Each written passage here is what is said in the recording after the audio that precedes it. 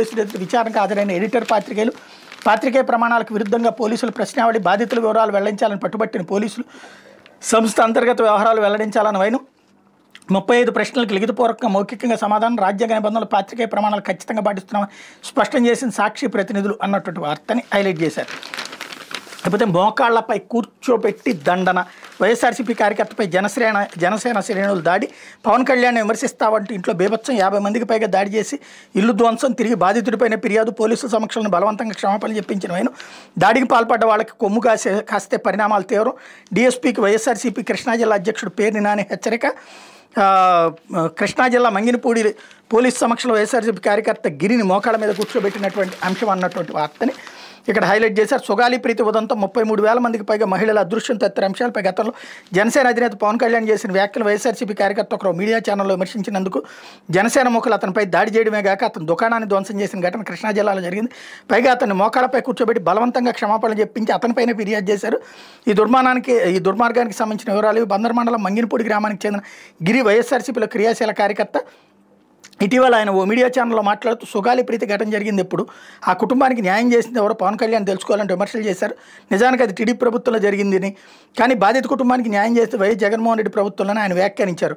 అలాగే మహిళల అదృశ్యంపై deputy CM హోదాలో ఏం చేశారని ప్రశ్నిస్తూ పవన్ విధానాలను ప్రశ్నించారు. ఈ వీడియో వైరల్ అవడంతో జనసేన నాయకుడు కొరియర్ శ్రీనుతో పాటు దాదాపు 50 మందికి పైగా గురువారం రాత్రి 10:30 గంటల ప్రాంతంలో గిరి ఇంటిపై మూకమ్మడిగా దాడి చేశారు. ఇంట్లోని వస్తువులతో పాటు అతను దుకాణాన్ని ధ్వంసం చేశారు.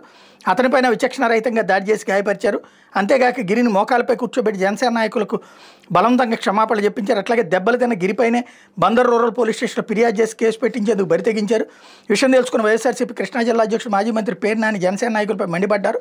అకారణంగా అక్రమంగా తమ పార్టీ కార్యకర్తలపై కేసులు బనాయించాలని చూసిన, దాడికి పాల్పడి జనసేన నాయకులు పోలీసులు కొమ్ము కాయాలని చూసిన పరిణామాలు తీవ్రంగా ఉంటాయని బందర్ డీఎస్పీ సిహెచ్ రాజాను కలిసి హెచ్చరించారు.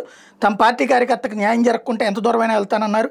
డీఎస్పీ ఆదేశాల మేరకు rural CI Yesubabu, SI Satyanarayana Manginapudi గ్రామానికి చేరుకుని వివరాలు నమోదు చేసుకున్నారు.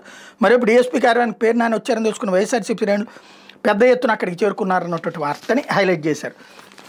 ఇది ఒక విచిత్రమైనటువంటి పరిస్థితి. అంటే కొట్టి క్షమాపణలు చెప్పించారు. ఇదివరకు వైఎస్ఆర్ కాంగ్రెస్ పార్టీ ఇట్లాంటి తప్పే చేసింది. తెలుగుదేశం వాళ్ళని, జనసేనకు సంబంధించిన వాళ్ళని లేదనుకుంటా, ఏమన్నా ఉన్నాయేమో 1-2 ఇన్సిడెంట్స్ తెలియదు. బట్ మెయిన్ తెలుగుదేశం వాళ్ళని. దానికి దెబ్బ ఏమైంది? జనాలు ఆ పార్టీని సర్వనాశనం చేశారు. ఇప్పుడు దీన్ని సమర్థిస్తారా?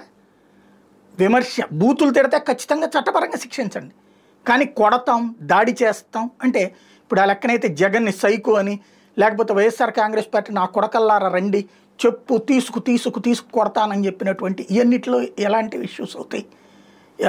జగన్ని ఎన్ని బూతులు తిట్టారు ఆ లెక్కనైతే? మరి ఆ లెక్కనే అట్లాంటి దానికి వాళ్ళందరూ వచ్చి కొట్టాలా ఇప్పుడు? లేదా వాళ్ళు ప్రభుత్వంలోకి వస్తే వీళ్ళని కొట్టాలా? ఇట్లా కొట్టుకోవడానికి మనం ప్రజాస్వామ్యం ఉంది.